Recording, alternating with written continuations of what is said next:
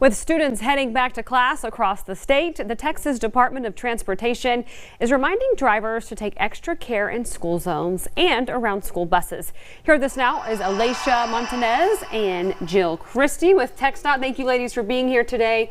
School's in session. Abilene starts today, or already started. Merkel started last week. Yes. Wiley starts tomorrow. So really, there's any day this week or last week that people have already started school. So y'all have a campaign for that, correct? Yes. Let's talk about that campaign. Okay, so really this campaign is just about reminding folks about about school zone safety and reminding them that this time of year there's lots of little humans that are going back to school and could be in and about around the roadways. Let's talk about that reduced speed limit as well. I know people are busy. They're trying to get to work. They're trying to get their kids to school on time. Jill, talk about that and really the importance behind it. It's there for a reason. Absolutely. So we're asking parents, caregivers, whoever's taking your kiddos to school, just to slow down, watch out for those reduced speed limits in school zones.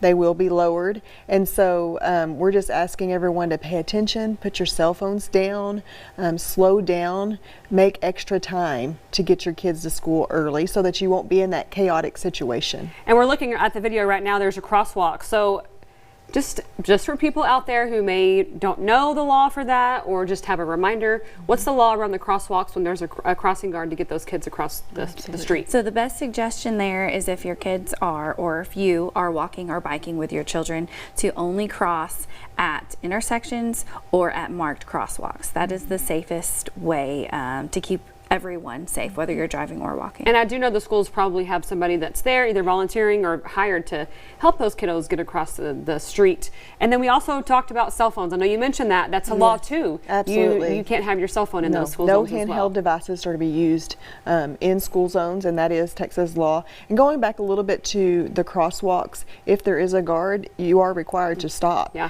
And even if there's not a guard and there's kids or people there, you're required to stop.